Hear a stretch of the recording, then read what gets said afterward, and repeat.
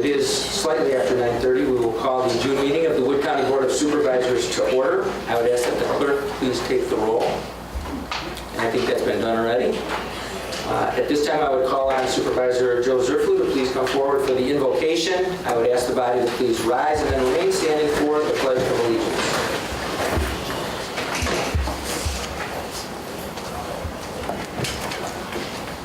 I was putting this together a couple days ago, and I thought that invocations, we all kind of know how they go. But in light of what happened in Orlando not even 2 weeks ago on the Sabbath day itself early in the morning, and about 4 years ago when the young innocents in Sandy Hook were slaughtered, you know, domestic or foreign, it doesn't matter, terrorism's terrorism. So if you would bear with me, our invocation today is entitled, Let Us Seek Peace. Providence, you are known by many titles: Allah, Yahweh, God the Father, among many others. However you are addressed, you want to bestow upon mankind your greatest gift, al-salam, shalom, peace. We, your ungrateful creation, reject this gift of peace. As a result, we end up in division, war, and greed. May we soon realize that world peace, your gift, begins in the heart of mankind. Let us strive for peace, and may we do so by remembering the words of the great mystic of the 12th century.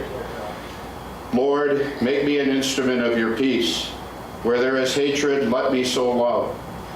Where there is injury, pardon. Where there is error, truth. Where there is doubt, faith. Where there is despair, hope. Where there is darkness, light. Where there is sadness, joy. Divine Master, grant that I may not so much seek to be consoled as to console, to be understood as to understand, to be loved as to love. For it is in giving that we receive. It is in pardoning that we are pardoned. And it is in dying that we are born to eternal life. Pax erit vobis. Peace be to you. Please join the Pledge of Allegiance. I pledge allegiance to the flag of the United States of America and to the republic for which it stands, one nation, under God, indivisible, with liberty and justice for all.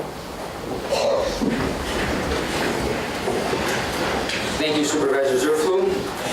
At this point in time, we'll entertain a motion to accept the minutes of the previous session. I call on Supervisor LaFontaine. Would you like to make that motion? I would, Mr. Chairman, with the correction. I know that for many years that Mr. Nelson served on the board and is listed as the supervisor being present. I am not Mr. Nelson. I am LaFontaine.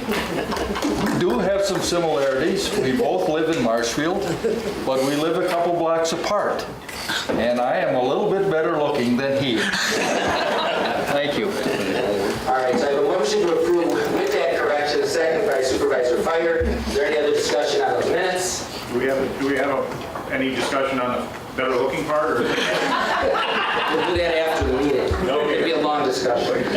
All right, all in favor, please signify by aye. Aye. And opposed, and that motion carries. Today we have no excusals, we have no resignations, and appointments to the Land Information Council. I have Heather here, our treasurer, Nancy Marty, a real property lister, Lori Heidemann, our dispatch manager, and Tom Arnold, a local realtor. I would entertain a motion to that effect, and that is by Hinkle, a second by Bride. Any discussion on those appointments? Any discussion? All in favor, please signify by aye. Aye. Opposed, and that motion carries unanimously. Under reappointments, we have none. Without objection from our board, and I'm hoping we can do this, I'm going to move the acknowledgement part of the meeting ahead of the comments from the public, because it looks like we might have considerable public comment, and I'd like to get our department heads and employees back to their offices as expeditiously as possible. So we're going to take the acknowledgements and recognitions first, if we can, today. And the first one on board is Randy Dorshorst, our Chief Deputy and the Sheriff's Department.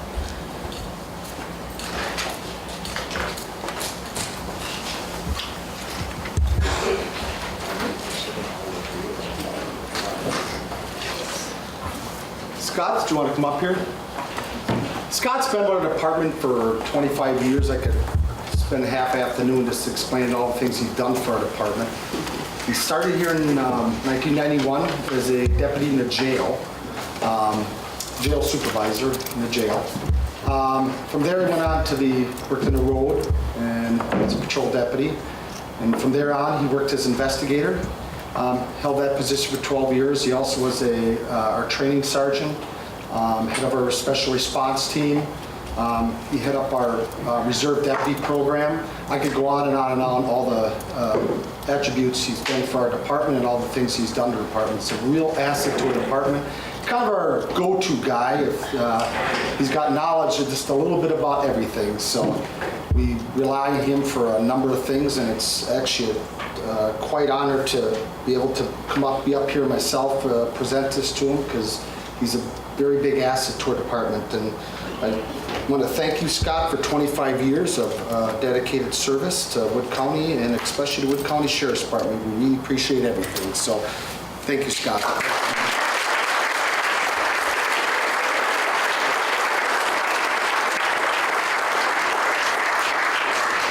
We're going to go to land conservation with Supervisor Hilda Hinkle. She's got a few of those up there, I believe, followed by Ed Wagner. You're going to be on deck, Ed. Gotcha. It's on that.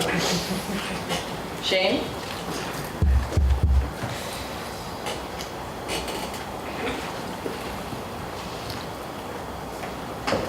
Shane Wuchterfennig has been with us for 25 years. He is much more experienced than that, though. He also started out in Clark County. When he came to us, he was working on the Yellow River project. Since then, I don't know how many farms he's been on and how many emergencies he's had to deal with along the way. But he has been essential. And in the last year, he's been wonderful as our new county conservationist. 25 years, thank you very much. Thank you.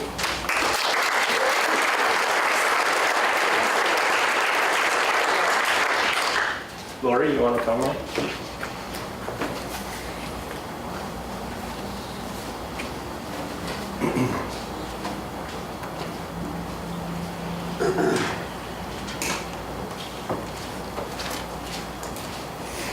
Lori Reese is one of our staff members in land conservation. She's been with the county for 30 years. She's been with our department for the majority of the 30 years, but she started in child support, victim witness. But she's been with our office for quite some time. She's one of them employees that you just, wish you could clone. She's very tedious about details and very organized and very efficient. And she's just a great part of our team. We have a smaller staff, and we're very fortunate to have her. So congratulations on 30 years.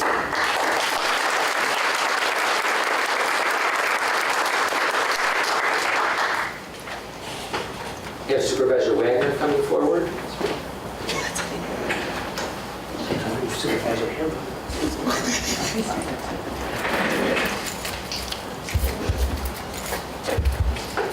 Gotta find it by the plaques. Thank you. It's my pleasure to be able to present an award for 30 years of service to Cindy Houston. When Cindy started 30 years ago, some of the documents of the clerk of the court's office still had to be recorded on the big old docket books.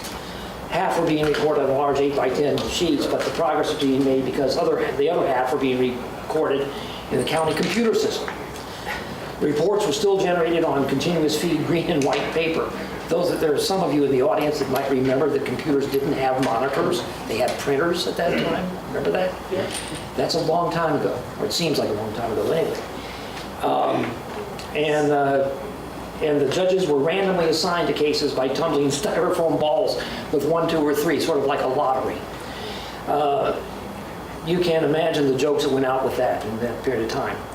Since starting with the county, she's worked in the emergency management, child support, the treasurer's office, and the clerk of the court's office since 1990. When she became clerk of the court in January 1999, collection of child support payments moved downstairs to the child support agency, and CCAP, which a lot of us use moved into the clerk of the court's office. So what else has changed since then? Well, Cindy likes to say virtually everything, and she's right. It's been just about everything has changed. The courthouse documents are now recorded in CCAP, scanned in, and that electronic version of those documents is the official court record.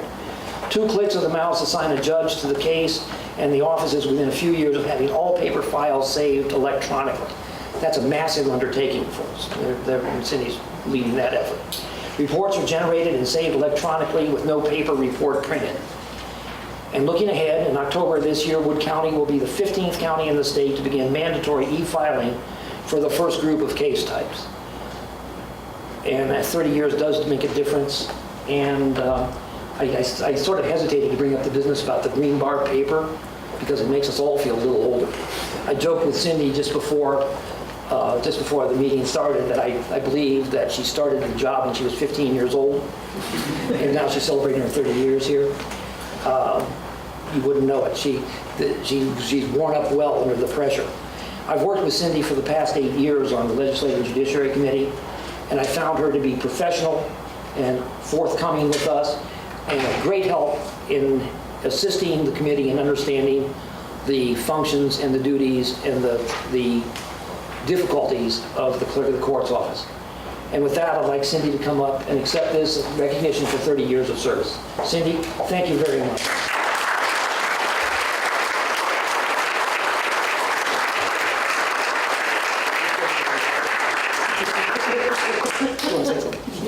Thank you. Wow, 30 years. I've always been so impressed when people come up to get their 30-year plaque, and here I am.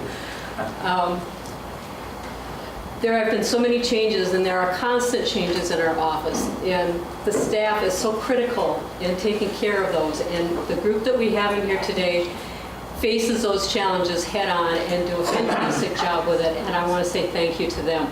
So thank you from all of us. And I love working with all of you county board supervisors, and if you ever have an inkling that you want to learn some more about our office, please come in. We'd love to show you what goes on in there. So, thank you.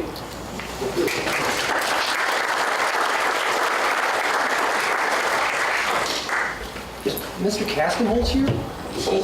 I don't see him. If you want to hold, should we hold that one till next month? Yeah, we'll hold this till next month. We'll hold that till next I don't month. mind, because I'd like to personally embarrass it. So that's good. Thank you very much. In regard to Cindy, Cindy's not only respected in our county as an elected official, but she's respected throughout the state by her professional association.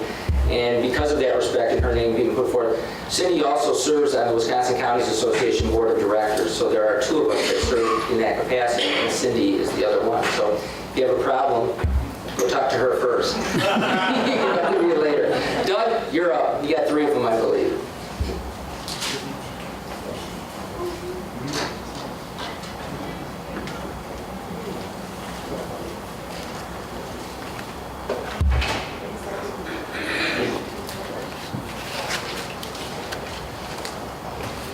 Okay, I've got 3 today.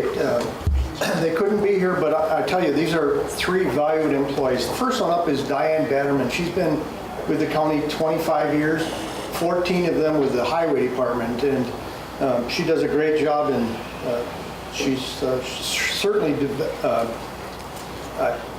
deserves this plaque. The next one would be Randy Bryant. He has 30 years. He drives truck for us. He's from the Pittsville area. He's been called out all hours of the night, does all kinds of good deeds for the county. So that would be Randy Bryant. And the third one is Bernie Carlunas. Bernie started out as a patrolman, and he had been a supervisor now for the last 10 years, I would say. And once again, Bernie does a great job for us. And I'll make sure I get these and recognize them at the office when I get back. Thank you. Thanks, Doug.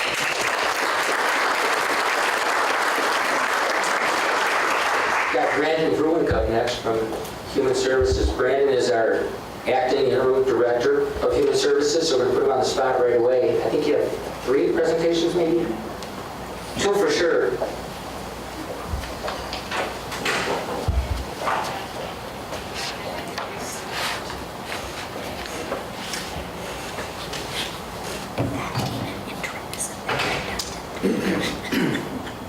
First, I'd like to recognize Kay Marceau. Kay has been working for our department for 34 years. This plaque says 25 years, but Kay started out working for the first 9 years. She took a little break after birth of a child, and she said, I haven't had enough human services yet. So she came back, and she's joined us for another 25 years. Kay has done a great job. She's got a big heart, and she's made a significant impact on a number of children in Will County. I'd like to thank her for her commitment, and we look forward to continuing to work with her.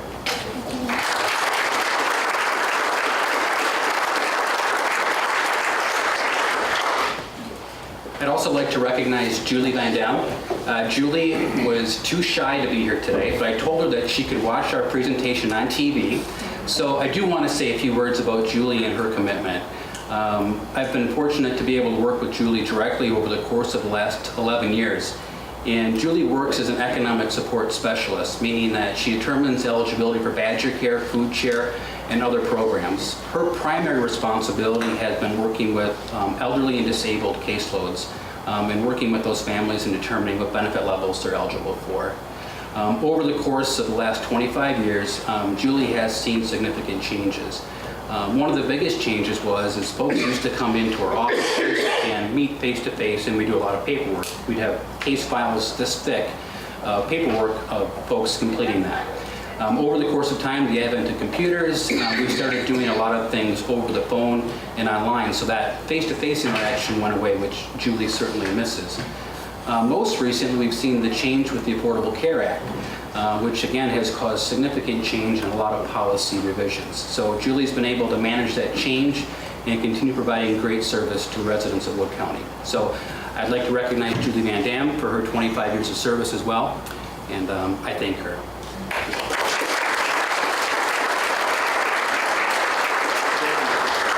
Supervisor Roser, I think you have 3 of those for Edgewater Haven.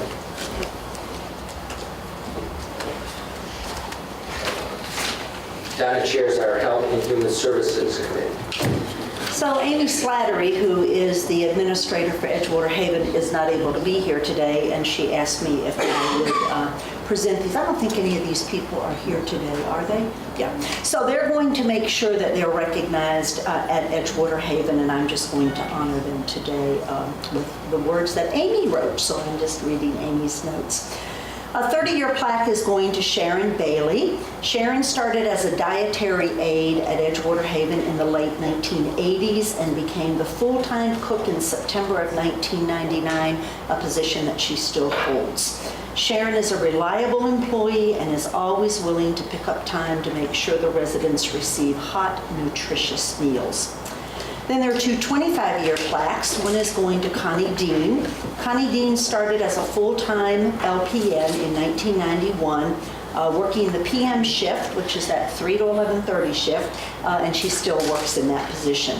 Connie is a very devoted, reliable employee, giving the residents the best care that can be provided. And the second 25-year plaque is going to Jenny Vitrone. Jenny started in March of 1991 as a PM CNA.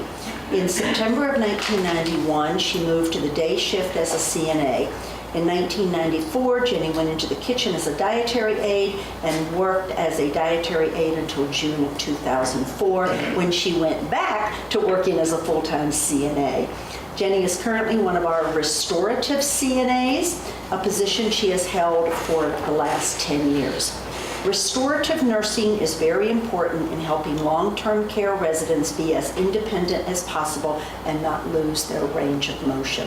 So join me in congratulating these 3 employees, and they will be awarded at Edgewater Haven during the ceremony. Thank you.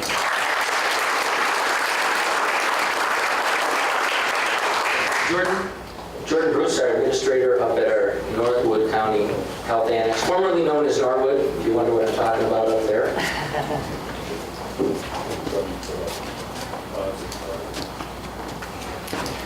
All right, I have a plaque. Unfortunately, Chris Grunke, who's been a CNA with us for over 25 years, she actually decided to retire last week, so she didn't have to come and practice. We had a nice nice celebration for her last week as well. Chris started her career at Norwood working on the DD unit, and from there she became a med tech, and then was in housekeeping for a while until the last part where she's been a mental health technician on our Crossroads unit. And so I know the staff, the residents are going to miss her quirky and fun sense of humor, and I know we're going to miss Chris's compassion and caring that she brought to our residents each and every day. So 25 years and 3 months for Chris, so we thank her and congratulate her on her retirement as well. So thank you.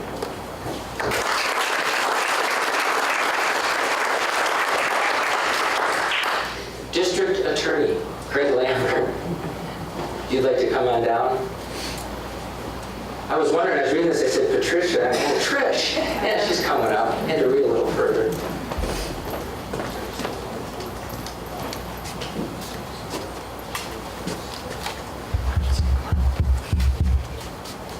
So Tricia Anderson is our victim witness coordinator, and she's been with the county for 25 years.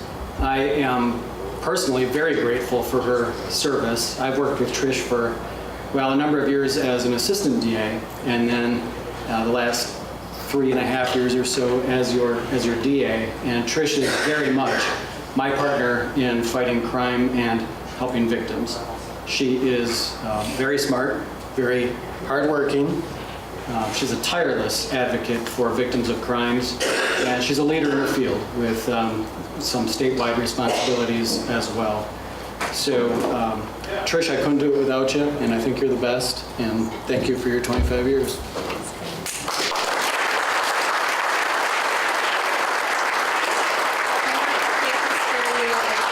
Very short.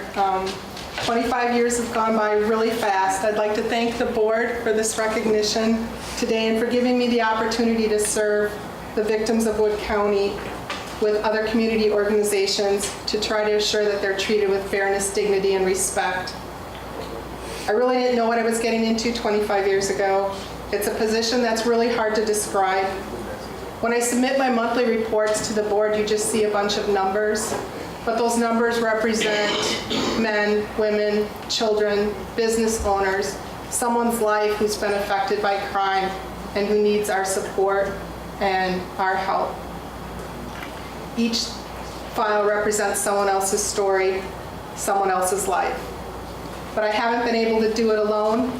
I want to thank our current staff, some of which are here today.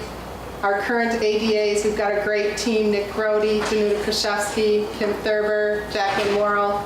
People who personally helped me through the years: Jenny Egger, who's been a past support person, and my current support staff, Sue McCarthy, who's hiding, who I don't think the board budget could handle how much she's really worth to me, for putting up with me the longest and sticking it out and listening to me vent. I want to thank past ADAs and most of all, Craig, for being a man of character, integrity, support, and a really balanced leader. I couldn't do it without you, Craig.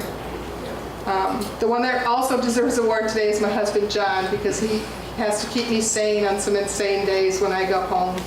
So I want to thank all of you for this honor, and we'll continue to try to serve the victims of our county. Thank you.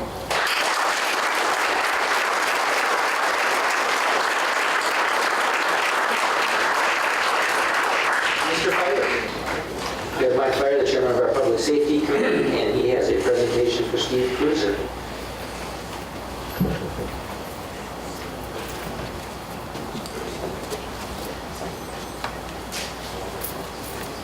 Steve, if you come forward. Steve here. He's not here. I saw our corp counsel tried to hide and snuck in right at the end. Probably wanted to avoid the recognition. If Steve's not here and we want to hold that till next month, he can do that, Mike. Okay. Is that okay? Sure. All right, let's hold that till he's here, because that's a lot of years of service. Mr. Kassenholz. His own award. You are being recognized for your years of service today. Mr. Wagner, would you like, Mr. Kassenholz showed up. Would you like to, I'm looking forward to it. I'm sure this was planned. I know. I figured if he came in late enough, he'd be able to dodge the recognition. But here he is. I'll do the talking. You know, we could make this very entertaining and we could spar over legal issues like we I've had the opportunity to work with Peter for 8 years also, since my time on the county board. And I found him to be a thoughtful and fair and balanced attorney. He gives the board members the very best legal advice. Sometimes I accuse him of being a two-handed attorney because his legal advice is so balanced. He'll say, well, on one hand you could do this, but on the other hand you could do the opposite. Yeah. And but you know what? It's without that legal advice, I don't think we as board members would be able to make the kind of good decisions that we have to make for the citizens of Wood County.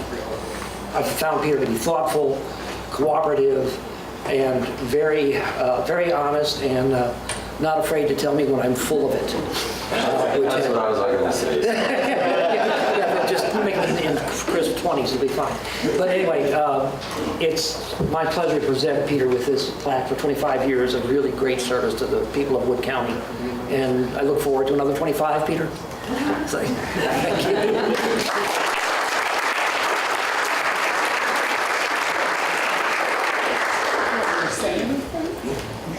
Go say something. This is you without any... You guys by the word. This is a rebuttal. I do know I've been here for 25 years. I didn't know this was going to happen today, so I didn't prepare. I'm sorry I was late. I was stuck in court losing. We fought the good fight. I do enjoy working with you folks.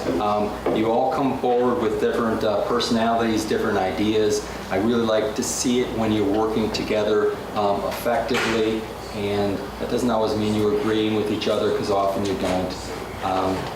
And it's often a challenge, but that's what makes the job rewarding, to work with different people and see all their strengths come through in different ways, and then have the county benefit from it. And I've seen that so many times over the years. I've seen it a lot recently, and it makes me proud. It makes me pleased, and I'm happy to have the profession I have. I'm pleased to be able to work with and for you folks, and for the benefit of the folks in the county. So thank you for the opportunity, and thank you for the plaque.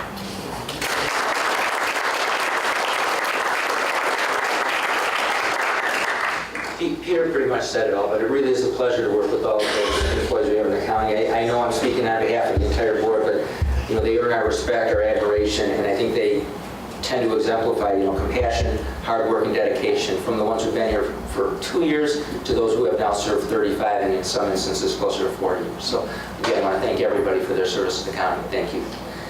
At this point, we will go to public comment. I see you have a room full in the back. Do we have any public comment? Do we have any public comment today? Any public comment?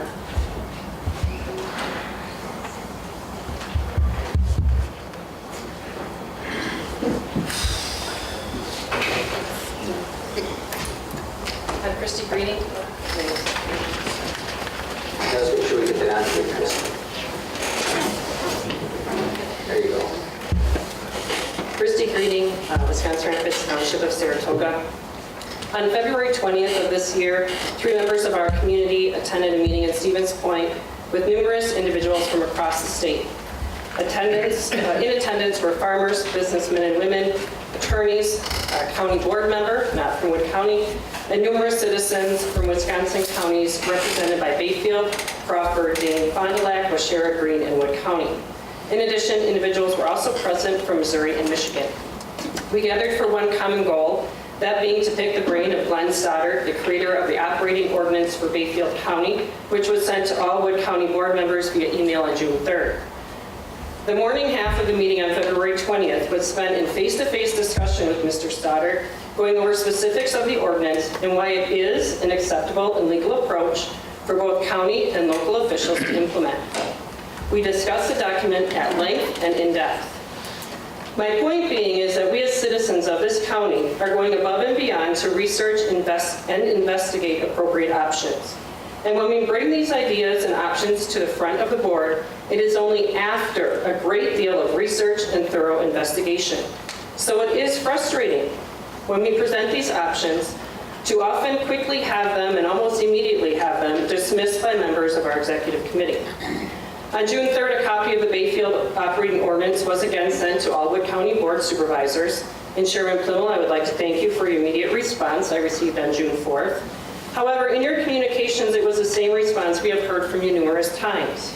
And I quote, "I have spoken to some of the best attorneys in the state and they find Bayfield's ordinance unenforceable," end quote. You did not supply any further argument, rationale, or discussion points. On June 9th, I responded specifically asking what attorneys you had spoken to, as I am hearing quite differently a point of view floating within the legal community. I did not get a response. On June 14th, I contacted you again to discuss with you what you were envisioning regarding a meeting with our members, and again request the names of attorneys you had contacted while investigating the operating ordinance. I have to date received no response on either inquiry. So it is partly out of fear or of sheer frustration, but mostly out of my true belief that as an elected official, you should be accountable and transparent to the constituents you represent. And therefore, pursuant to the Open Records Law, Wisconsin Statute 19.31-219-.39, I have completed an open records request which was delivered to your Wood County Board mailbox this morning. The specifics of communications requested are outlined in the written request, and I do not feel it's necessary to outline them for you here. It is actually with a heavy heart and the feeling that this is truly an unfortunate situation that this action had to occur in order to get the requested information that I requested twice. So regardless of that fact, I look forward to receiving the requested information and learning from you who are you receiving your guidance from on behalf of your constituents in this matter. Thank you. Thank you. I have responded, I think, to pretty much every request I have ever gotten. I did receive those responses to an email, but I want to make it very clear that I have for several years made the offer to speak to the group, to talk to the group, to discuss options, and have been rebuffed every time for years. I did respond immediately to the original email. I haven't responded to the response because I was sent to Washington, D.C. by the Counties Association to attend another event, and it just got back. Now, let me keep in mind, those requests or those responses were within the last 2 weeks. I've been requesting those meetings for over 2 years. So I want to make that perfectly clear. I'd be happy to get that out. I'd like to just touch on one other point because we do have public comment on this issue often. And that is, with the town powers they have and with the authority they have, the town of Saratoga has the right to enact any ordinance that this county would have the right to enact. And the fact that in each and every instance, a decision has not gone in a particular manner doesn't mean it hasn't been thoroughly investigated, thoroughly discussed, and thoroughly debated. It just means that that particular way of thinking has not been adopted. I receive just as many phone calls and inquiries from other parts of the county on this issue as I do from this particular group. We want to address the issues, we want to address them in a systematic way, and we want to address them in a way that will carry weight and work. And that offer has been made not only by myself, but other board members time and time again. And I just wanted to clarify that. So there's not anybody out there that doesn't think that that offer has been made. And there are several people in this room who are nodding their heads because they know that offer has been made. So again, apologize for not responding to your email from the last week, but I was out in Washington, did not get around to that, but certainly would be happy to do so. And will provide anything that's requested in an open records request that's legally available. Any other public comment? Public comment?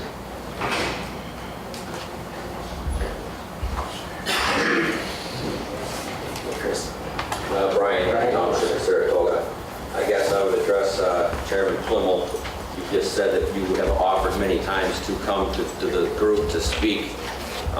That's fine and good, but you've had ample opportunity to speak from the bench, where we have a larger contingency of residents that are normally involved at the core group meetings. Can you tell us, please, why you're continued? It's the same song we get every time. When will you be forwarding the correspondence that you've had with your legal counsel that Ms. Greening has requested? When will you be getting that to her? I assume we can get copies of any emails out of me. I didn't even see the request. I've been sitting here since 7:30 this morning, so I hadn't seen anything. You haven't seen an email request that was put out a week ago today? Yeah, this isn't a place for debate, but I will say this. I was in Washington, D.C. at the request of the Wisconsin Counties Association. Did not have the ability to answer those questions there because we started basically at 7 in the morning, went till 10 at night every night. But my point is, I have made numerous attempts. County government is run by committees, not from the bench. It's extremely unusual. Those of you who know me, I probably haven't spoken like this for 20 years. But we don't debate from the bench. That debate happens in committee. Those committee recommendations go to the full board. And I don't weigh in on those conversations unless I actually hand the gavel over to somebody else. My job in this forum is to run an orderly meeting. But I certainly cooperate, and like I said, the offer has been there for years, made numerous times to see if we can't address this issue in a logical manner. So you'll get that out. The last thing I would ask then, sir, is if you do continue to offer that position to come and sit in on a meeting and discuss, I would ask that you also bring your legal counsel that keeps, I would like to hear it from them firsthand, just exactly what they've got to say. Perhaps we could invite Mr. Stoddard at the same time, and we could all have a big meeting, and let's get to the bottom of this. Let's just get to the bottom of it. Fair comment. Any other public comment? Any other public comment?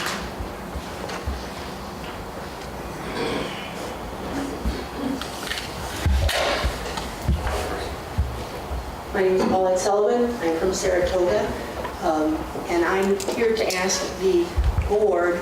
I'm under the impression that there is now going to be a new or started a new committee under the seed committee trying to deal with groundwater, and yet we had, to my knowledge from the board meetings that I've come to, it seemed that there was a committee with Bill Leitnemann and I believe Bruce Dimmick and a few more people that were looking into this, and that now is going to come to supposedly an end in August. Why is this coming to an end when this was supposed to be funded already? And why aren't they not able to keep going with this? I guess I just like a little explanation or something, because these people have the knowledge already and have been going to things. Can this not continue? I will refer that to the committees that deal with those issues. So this committee that they're working on then is now quit? I mean, you've taken them out of it, is that it, or what? I'm treading on pretty thin ice here. This is not a situation where I get to debate or have conversation with the people from the public making a comment. And Peter, I don't know. Stop it. I think it should probably end there because that's not the purpose. I understand that the group has a meeting Monday night. That's extremely short notice. My schedule usually goes out at least a month in advance. I will look at that schedule, and if I have availability, I would certainly attend that meeting. As like I said, that offer is good. At that time, I'd be willing to answer any and all of those questions. Okay. So, Mr. Chairman. Supervisor Roser? I would like to ask, bring up a point of order. We've never conducted public comment in this manner. If, in order for consistency to be held between the committees and the board meeting, we've always just allowed public comment to be public comment, not discussion, not anything else. So I'm asking our corporate counsel if it's appropriate to call a point of order and to request that the public comments not be handled in this manner, that they be held to public comment and not discussion. Peter, if you want to answer, you can, and I can acknowledge it, sir. Go ahead, Pete.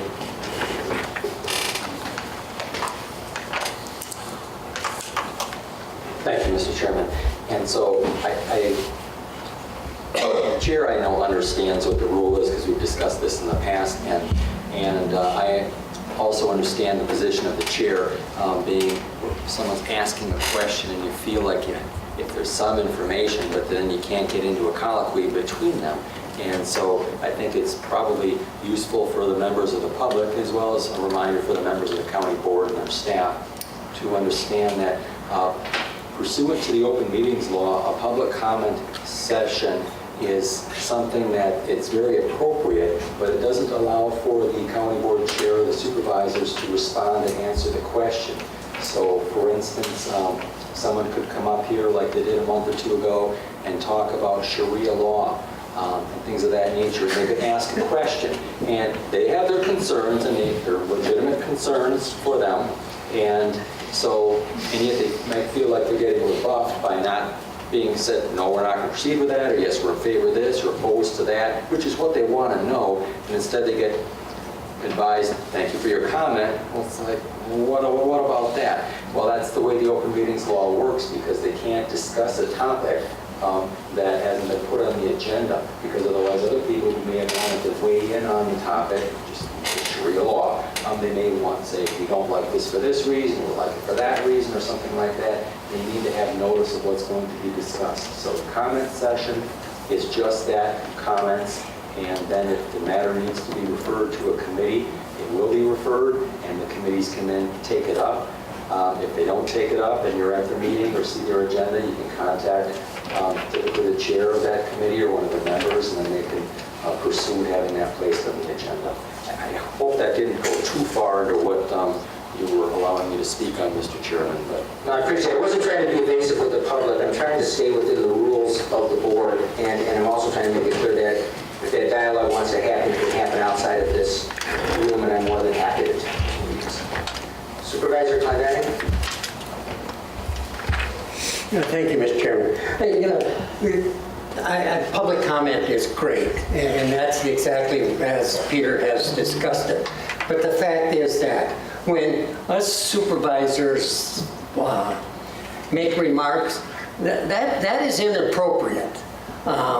A public comment, I hate to put it this way, at a public meeting with the open meetings law is exactly what it is. You discuss what you have to say. Anybody that wants to reply to it, and if I'm ever chairing a meeting, I do not allow people to respond to it. And that's the way we as county board supervisors, this is the public. They're not as knowledgeable as we are, but you can talk to the people afterwards. But I don't want it to think that as supervisors are here talking, where Supervisor Rozar got up and now myself and say, I don't like public comment. I love public comment. I think it's great to have people at a meeting and have public comment. And most of our, I believe all of our committees have it, and also the county board, and I appreciate that. Any further public comment? Any further public? We do.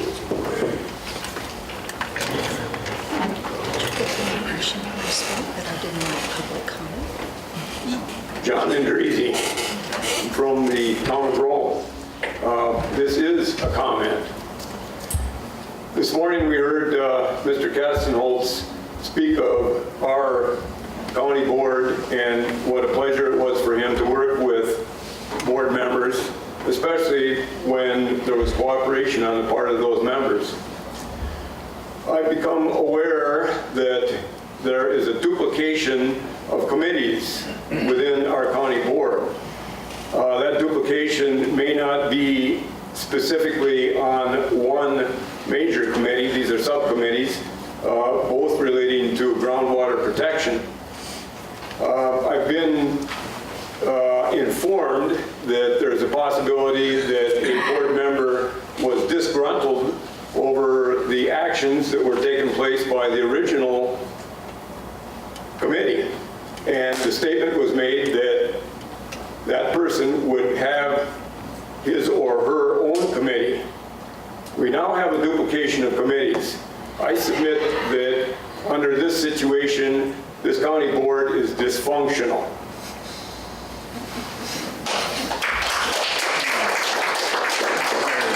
Additional public comment? Additional public comment? One more time? Got one more.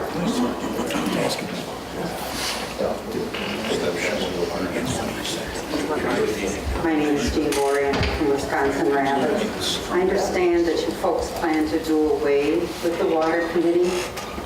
Maybe I'm misinformed, but if you do, water is life. I can't understand why anyone wouldn't want to do everything in their power now and going forward to ensure that everybody in this county has clean water. Our children, our grandchildren, your grandchildren. It isn't asking a lot, folks. It isn't asking a lot. Thank you. Thank you. Any other public comment? Any other public comment? Ask one more time. Any other public comment? Okay, we're doing public comment. We're going to the packet. We do have 2 special orders of business today, as well as the items in the packet. Page 6 of your packet were the referrals. Those went out to the appropriate people, Supervisor Bradley and the Highway Commissioner Casino. We'll begin on page 7, the minutes of the Executive Committee meeting of Wednesday, May 18th. Any questions there? 7. Their meeting from May 19th on 8. 9. Attendance sheet on 10. The subcommittee dealing with the River Black remodel and the courthouse remodel. Their minutes from May 23rd on 11. Attendance sheet on 12. The Human Resources Monthly Letter of Comments on 13. Maintenance on 14. Information Technology on 15. 16 and 17. Risk Management on 18. Treasurer's Report on page 19. The Finance Department's monthly letter of comments beginning on page 20, and those look pretty good. And again, I want to thank Mike Martin for his guidance all the time. The reason our county is in pretty good financial shape is largely the responsibility of Mr. Martin, and he does an exceptional job with that. His report goes on page 21. We have comments from the county clerk on page 22. While I'm there, I just want a quick update before I get into the Human Services Committee. Yesterday morning, about 6 a.m., I was notified that all power, all communication was out in the courthouse. Backup generator kicked in and worked shortly, and then that generator failed. An automatic shut-off to keep it from overheating and going down. I want to say this, that every one of those departments, every one of those people responsible not only kept us informed, but worked very hard, diligently, and cooperatively to get everything back online. We're looking at building in some further redundancies so something like this doesn't happen again. But just to give you an example, we got that call early in the morning. We couldn't even get out an IXO message. We got a hold of the Rapids Police Department. They got it out. I was able to get a hold of the press, and they were able to disseminate that information rather quickly. And then, like I said, IT, our maintenance department, the dispatch center, emergency management, everybody worked cohesively to get this under control. So we're aware of it. The communication was really good. But we do want to get to the point where this doesn't happen in the future. And this goes back to what I wanted to touch on in that executive committee. Our county has taken a stance for many years that your tax dollars are better left in your pocket than keeping them in a savings account of ours for such time as we have an emergency like that. We've always thought that when that emergency arises, the taxpayers of Wood County will realize we don't ask for the money unless we need the money. What I want you to keep in mind as we do this remodel and the purchase of the River Block building and some of the things we're doing in this building is we're dealing with a building and systems that in many cases are 60 years old. And those begin to fail. And there are times when we have to go to the taxpayer to ask for some additional dollars to upgrade those systems or to maintain them. So everybody did a great job there. But the reason we don't have, I'll call it a rainy day fund of any huge amount is because we feel the money is better left in your pockets. And when such emergencies arise, whether it's bonding for road issues or the project across the street, we typically handle it in those fashions. So that's my comment on that. Health and Human Services Committee, May 26th, page 23. 24, Community Care Connections of Wisconsin, 25, 6, 7, and 8. Their minutes from May 25th, their board minutes from on pages 29 through 32. Again, that's Community Care, 29 through 32. Brings us to the Director's Report from the Human Services Department, beginning on page 33 and running through page 37. We have the monthly update from the Health Department beginning on page 38 and running through page 41. Any questions on the Health Department? Report from Edgewater Haven on 42. The Veteran Service Officers Report on 43. 44. And then that brings us to the first resolution in your packet, and that is on page 45. The accompanying documentation is behind that, and I believe that runs through page 64, if I'm not mistaken. Okay, this will be ordinance number 16-6-1 to update the Wood County Public Food Safety Ordinance. Fiscal note, the ordinance update has no direct fiscal impact to Wood County. There will be a publication expense. A motion by Hamilton, a second by Hookham. Is there any discussion on this resolution? Any discussion on the resolution? Please vote.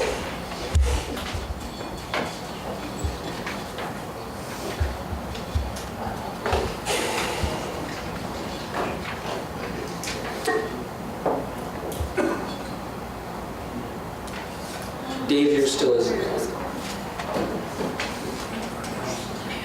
That resolution passed unanimously. Thank you.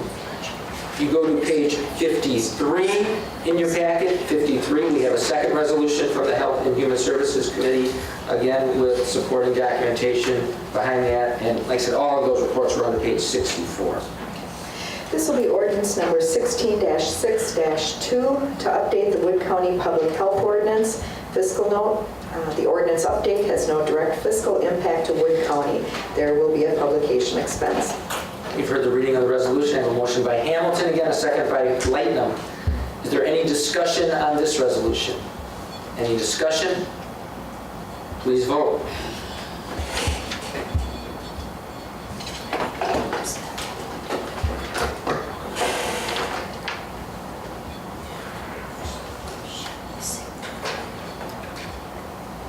And that resolution passed unanimously.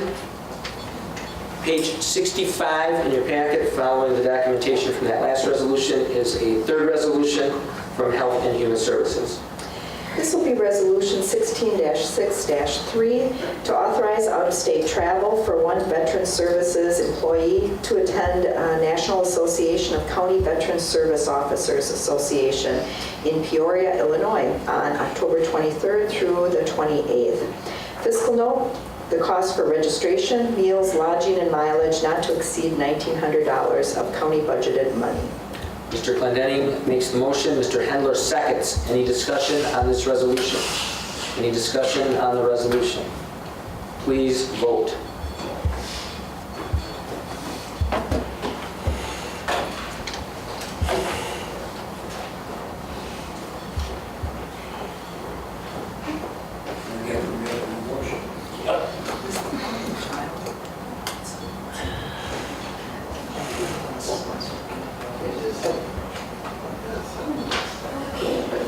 Stand up and take 2 steps to your left. So are you, there you go. Looked like I knew what I was talking about. Okay, page 66 of your packet, minutes of the Wood County Public Safety Committee of May 9th. That begins on 66 and goes through page 69. Their minutes from June 6th begin on page 70, go through page 74. The Humane Officer's Report on page 75. Coroner's Report on 76. Various jail population figures on 77 through 81. Any questions regarding public safety? Minutes of the Seed Committee, Conservation, Education, and Economic Development.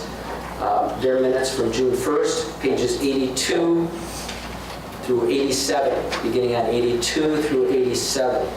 Give you a chance to look through those.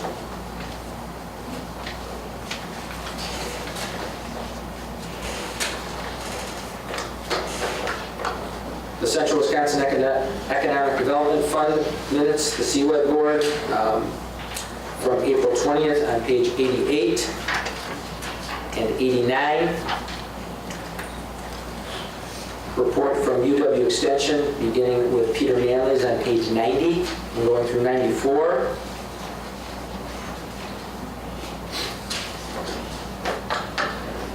Your report from Planning and Zoning, beginning with Director Grunberg's on 95. Going through 99. Any questions, planning and zoning? The activity report from land conservation, beginning on page 100. Did you see this? And going through 104. Any questions there?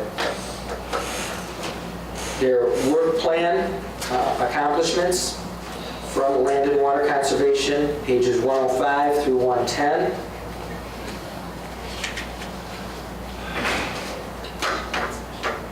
Yeah. And at the end of those meetings, because the clerk reminded me or I would have gone right past it, we have a special order of business from our committee, and that is the annual report from the Land and Water Conservation Department. So Shane, if you come forward, the floor is yours. Thank you.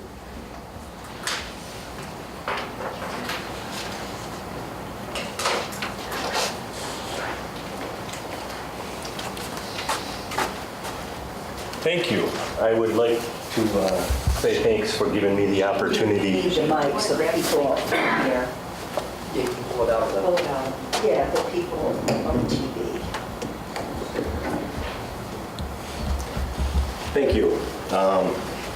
It's been a few years since we've been able to do this, so I'm glad to have the... It's on. Hello? Okay. It's been a while since we've been able to do one of these, so I'm grateful to have the opportunity. In your packet, you've got our annual report, which is our accomplishments for the year 2015. I've incorporated some of that into my presentation, and I've added a few other things in there that I'd like to touch on, especially since we've been hammering with a lot of these water quality issues. And let's be honest, my department pretty much deals with that on a daily basis. So basically, this is our department's mission and overview. We work with a lot of different programs, current programs and services that we provide. And most of these are administered by the department. A lot of them are state programs. Wildlife Damage and Abatement and Claims Program, Conservation Reserve Enhancement Program, Soil and Water Resource Management, Land and Water Resource Management Plan, Animal Waste and Groundwater Protection Program, Non-Metallic Mining Reclamation Program, and Educational Information and Education, Committee Support, Wildlife, Tree and Shrub, Tree Planting Rental, General Soil and Water Conservation, and then technical assistance with the USDA agency, which is Federal Conservation Service. In 2015, this is kind of getting into some of the financials, but I kind of broke it down a little differently than what was in your packet. But these are dollars that we received from the state of Wisconsin, either DADCAP or DNR, to help support our cause and what we do.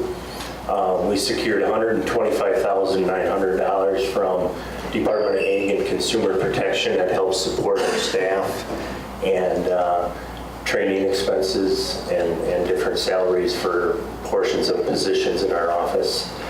We received almost another $200,000 from DADCAP to implement our county land and water resource management plan, which identifies water quality issues with dealing with non-point source pollution. Those are actual dollars that get spent on the ground doing physical groundwater improvement projects. We received $26,000 in permit fees from our reclamation program, and that basically is from 83 mines administered under that non-metallic mining ordinance. We received $6,300 in animal waste and manure management permit fees, permitting 14 facilities. That basically, that permit is to be able to build or alter or change the construction of an animal waste storage facility so that it's built properly and it's not a threat to groundwater. And as part of that, the producer is required to follow a nutrient management plan perpetually. So it's an important tool to make sure that nutrients being applied to ground are done in an environmentally safe manner. We received another $2,000 from Wood County Board to help pay for area and state membership dues. It's an important thing to have to be part of an organization and have those people working for us as well. We received another $155,000 from the DNR to help administer our wildlife damage and abatement program. These are some of the specifics. I'm not going to read all these, but these are some of the specific accomplishments that we've done. The rating's kind of small, so we basically in 2015 rewrote our land and water resource management plan and our farmland preservation plan. Those are renewed every 5 years, and we have to go through a process of public meetings and public hearings, and then it goes to our oversight committee, and then it goes down to DADCAP for approval. So it's kind of a lengthy process. We updated both of those in 2015. We had 210 landowners who purchased over 20,000 trees. That's a pretty popular thing in our department. We do that annually. I guess some of the other specifics, we get into the educational efforts. Let's see if there's anything on. We do stream flow. We work with the Pittsfield School on some Rusty Wrangler stuff. I think I cover some of this more specifically in some other slides.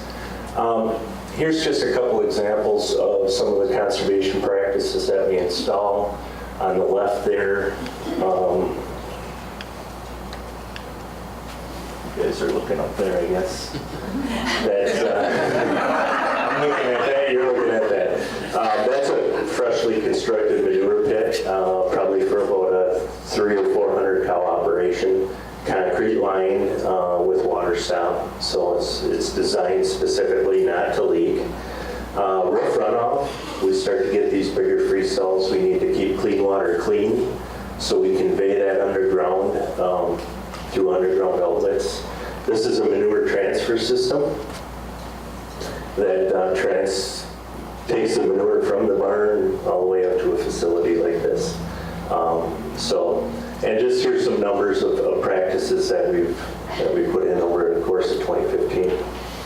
This is the land and water resource management plan that I discussed or mentioned earlier. This is really an all-inclusive plan that details all the different things that we do in my department and what our priorities are. We've got many major watersheds. Now working from here. There we go. Quite a few different major watersheds in the county. I would say 2/3 of those watersheds drain into the Wisconsin River Basin. 1/3 over here goes into the Black River, which they all end up in the Mississippi, but different drains a different direction. And primarily the prime ag land is in the northern 2/3 of the county, although we have a fair amount of central sands vegetable growing in the south. Really, this is the nuts and bolts of our department. This is our mission statement: to protect, improve, and manage land and water resources in Wood County through technical and financial assistance, educational opportunities, enforcement of county ordinances, and the administration of state programs to permanently benefit land and water resources for its citizens. It pretty much says a lot, and that's exactly what we do. I don't think we get recognized enough for the kind of stuff that we do. I've been to county board quite a bit over the last year and heard a lot of negative comments about how we're not doing anything for water quality in Wood County, and I don't necessarily agree with that. So, just a couple different pictures of some activities that we've got going on. The farmland preservation program, that's one that we need to kind of do some revamping on. were some rule changes a few years back, and we need to work on kind of revitalizing that program. It's really intended for the protection of farmland and to be able to give a tax credit relief to the agricultural community, which turns around and gets spent back into the local economy. So it's a very good program. Soil and water resource management program, that is probably one of the major things we work on in the department, from soil erosion to polluted non-point runoff to feed systems for dairy operations, which have nasty stuff leaving and entering waters of the state. This is the kind of stuff we do every day. A couple before and after pictures of a barnyard, a couple different barnyard systems. If you look at the before picture here, you get a rain event, there's the flushing effect. That's pretty much heading right for surface water. Once it's contained and treated, we basically uptake the nutrients coming off of this through a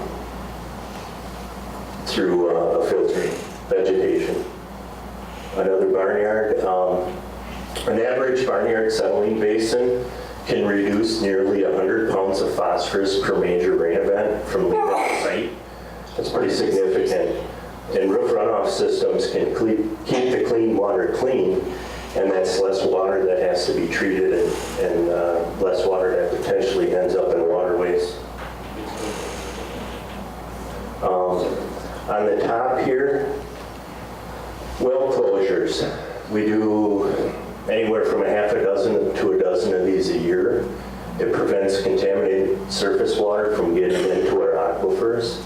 Extremely low cost practice, extremely effective in protecting groundwater. It's one of those things that goes unnoticed, but a lot of these old substandard wells are either built below grade or right at surface grade, and guess what? Anything that runs into them contaminates them, pretty much any surface water. So we make those a priority. We work with some municipalities. They call us probably on a pretty regular basis with a well or two that they come up with in their township that needs to be closed, as well as well drillers. They send people our way all the time. On the bottom here, nutrient management plans. I can't say enough about those. It's an extremely effective tool for managing nutrients going out on land, but you got to have landowner buy-in. I mean, obviously, it puts science to the application and crop need, but if you're not following it, it's only as good as the paper it's written on. I threw this slide in here. I think this is extremely informative, and it's going to be a little bit shocking for you. If you look at the two pictures that I have on the screen there, one is a conventional liquid tanker spreading manure, the other is a commercial fertilizer spreader.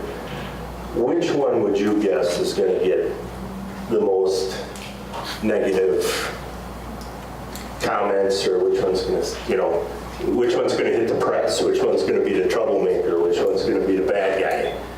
It's probably that top picture. And I'm not trying to pick on anybody here, but I'm going to give you a comparison. The exact same fertility levels in both scenarios. Let's start with the top one. The top one, let's start with the bottom one. The picture doesn't correspond with the wording there, but the bottom one is your commercial spreader, spreading, let's say a 19, and I'm just using that for easy math, versus a 5,000 gallon tanker, just to keep the numbers, for the math.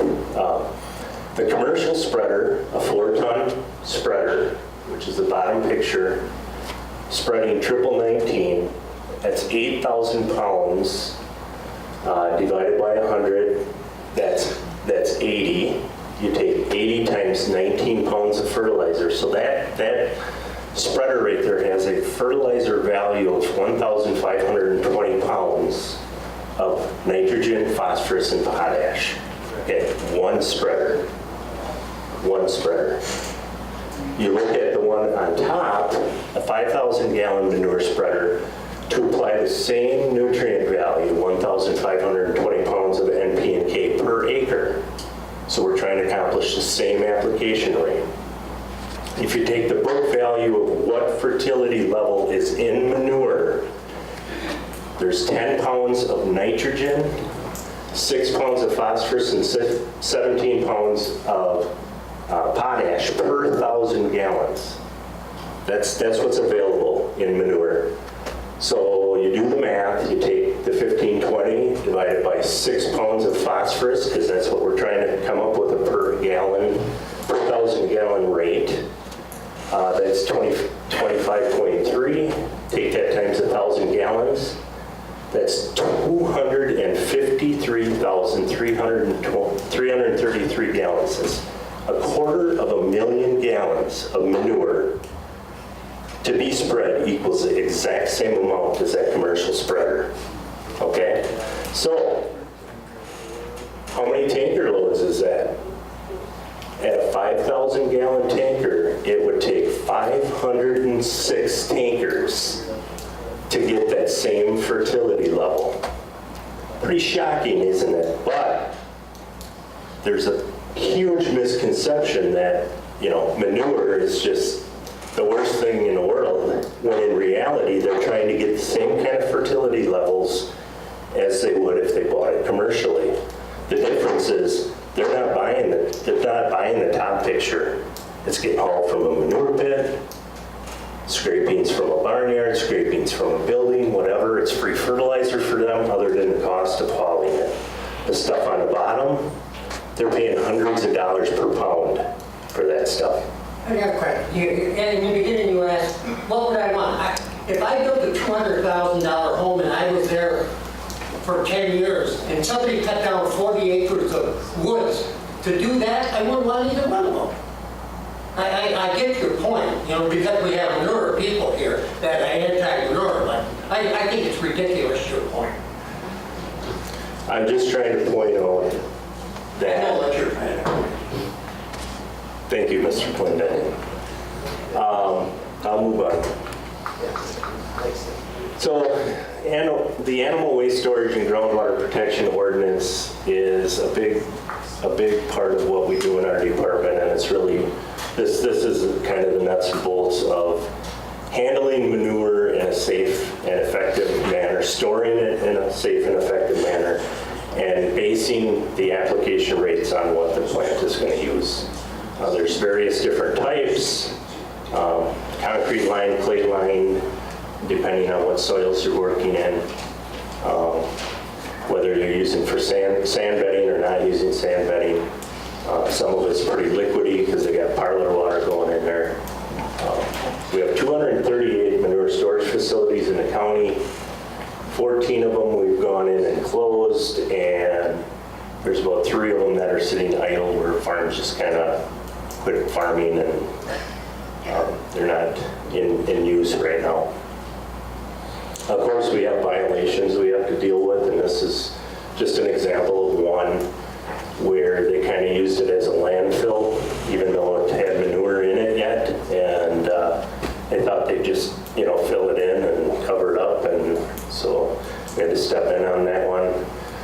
Here's some pictures once all the garbage was removed, and we actually had to go in and remove the manure and properly abandon it.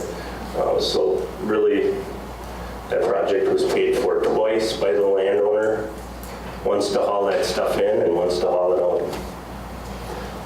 We do have some problem sites, and this is where our enforcement steps in, where we have direct discharges to waters of the state, and we step in with violations and make them take corrective actions. The Conservation Reserve Enhancement Program, that's a wildlife program to enhance game species and prairie chickens. Wildlife damage program, we talked about that. We pay for deer fencing, abatement of deer damage. We erect fences, and we have an equivalent of about a half-time position that covers that. We get damage from deer birds, bears, turkeys, sandhill cranes, you name it. The non-metallic mining ordinance for reclamation was put in place in 2000, and that's primarily to protect groundwater when they're done mining these things. We want to make sure that they're reclaimed to a safe manner, both for water quality protection and for safety. We have 83 permitted mines in the county. 12 of them, 83, are currently frac sand mines. They're not really doing a lot right now, but here's a picture of a before site that was done mining but just left in this state, and then this is a picture after the reclamation was completed. So our information educational programs are always ongoing, trying to educate people on good conservation stewardship type functions. Speaking and poster contest, invasive species prevention, buckthorn, Japanese knotwood, purple loosestrife, it's all over in our county. We have educational programs out there to help for awareness and try and get people involved in trying to at least keep some of these things at bay. We have a rusty crayfish project that we do both at the Pittsville High School and at our county parks, where we got kids catching the crayfish. They turn them into the parks rangers, and then we come around and collect them once a month or whatever. By the end of the season, we got a whole freezer full of them, and we take them up to Bayfield Wildlife Refuge, and they help feed rehabilitated injured animals. Wildlife tree and shrub sale, we talked about that.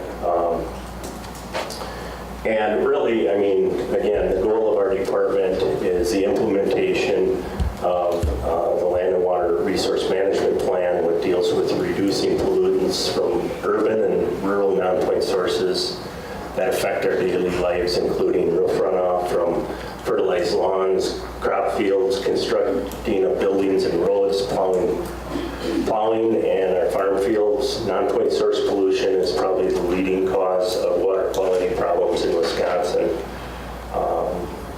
And one of those things we work on a daily basis. We have a lot of cranberries in the county, 5,451 acres.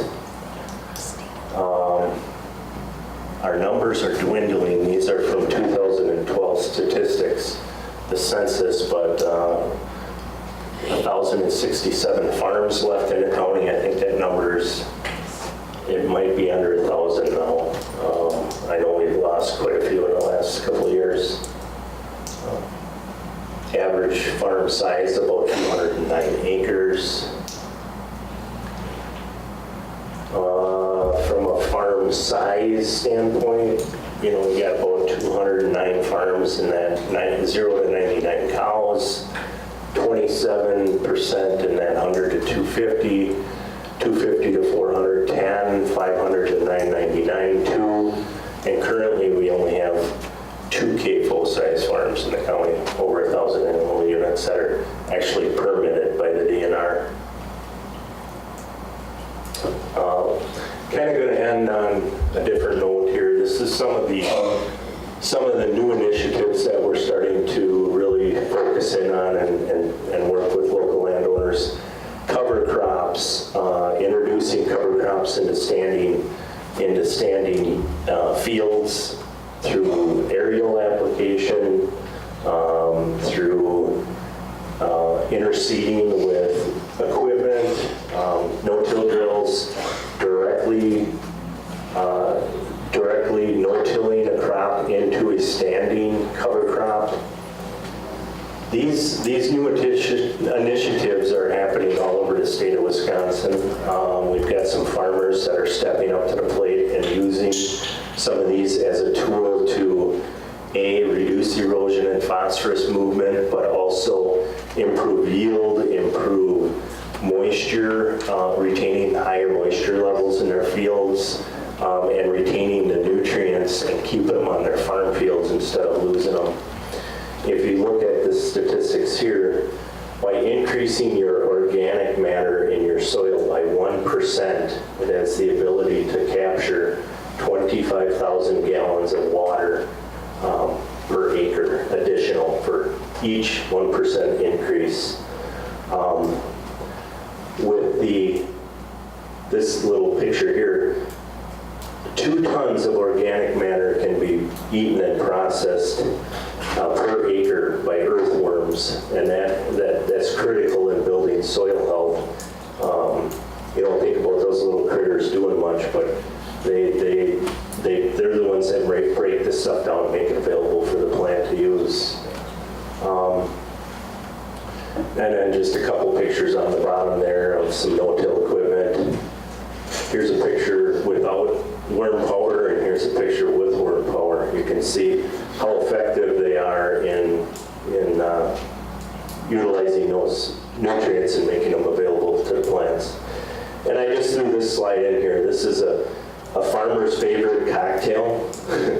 It's 12 to 15 different species of plant diversity used as covers in between their corn rows or grain, soybeans, oats, whatever, to mimic the prairie and to build soil health. So this is kind of the new trend of conservation farming, and if you think about it, if you have cover on a field 365 days a year, what's going to happen?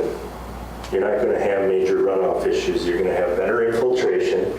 You're going to improve your infiltration by 35 to 40%, and you're also going to retain your nutrients by 35 to 40%.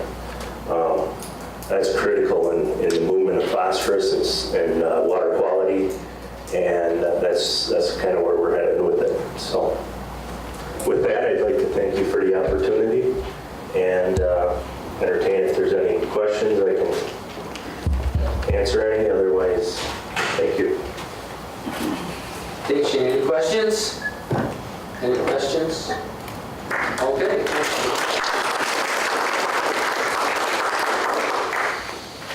Page 111 in your packet is minutes of the Judicial and Legislative Committee meeting on June 10th. That's 111. And 12, the Joint Supervisor Lightman. Thank you, Mr. Chairman. I hope this is the appropriate place in the agenda this morning for what I propose to do.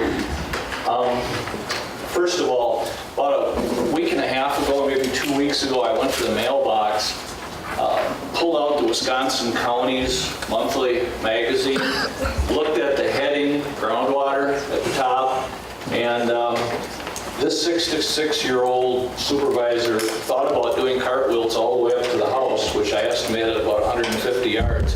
I didn't, but you know, the feeling was finally somebody's listening. The next time I had a chance to be at a committee meeting, I lifted this up.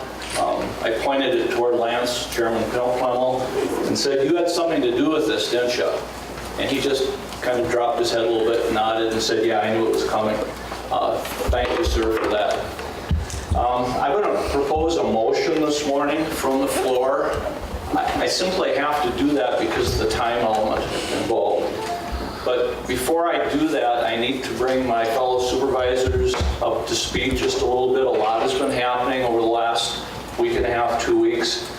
As you know, the Judicial and Legislative Water Protection Committee is trying its best to grapple with an issue that has frustrated the legislature for 10 years. At any rate, last Monday, the 13th, 3 of us, 3 Wood County supervisors, went to the joint legislative meeting in Mosinee. We do that 6 times a year, every 2 months. There were also in attendance there 2 WCA, Wisconsin Counties Association representatives.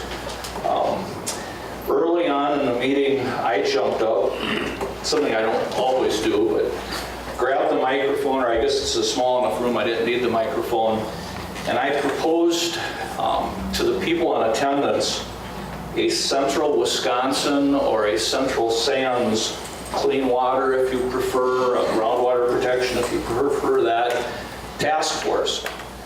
think I made everybody a little bit nervous for a few minutes, but then the two WCA representatives sitting off to my right started talking about a task force, and they said to me, you know, if you do that, it's going to be months, 1 month to the next month to the next month after meeting.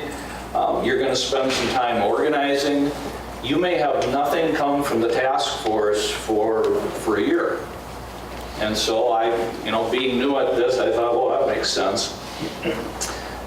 They suggested lobbying for clean water, for our groundwater, which again sounded like a wonderful idea, some movement finally.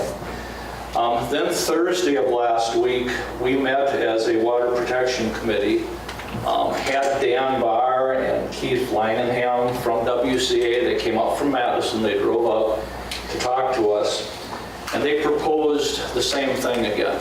They proposed lobbying on behalf of not only Wood County, but Greene County in the south, Kewaunee County in the east, Bayfield and Ashland counties in the north, all the counties of the state. The reason I'm doing this today, the reason I'm talking to you and then proposing a motion, is because we ran into a time frame problem. The WCA gave us the date of June 27th, at which point they would like to have any resolutions coming from the counties at their Madison office, and then make that part of the platform for the upcoming 2 years, I believe.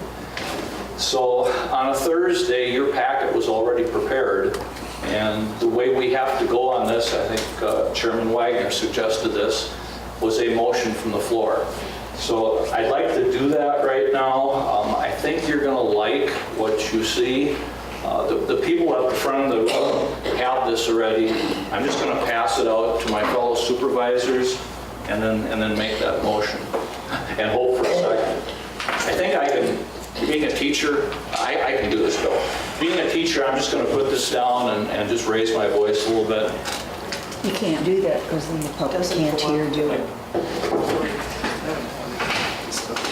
Okay, so the motion that I'm going to make in just moments here is basically to increase local control.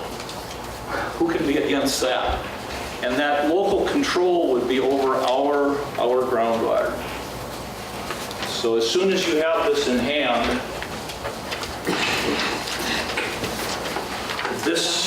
this being then, hopefully I counted right, this being the suggestion from the WCA, this being something that we as a subcommittee unanimously approved of, didn't even vote on, just by consent we agreed to it. So, because this is the way it has to be done for time, because of the time factor. Mr. Chairman, I make a motion, you can all follow along with me, that the Wood County Board use the resources, and they are considerable resources, of the Wisconsin Counties Association to intensely lobby.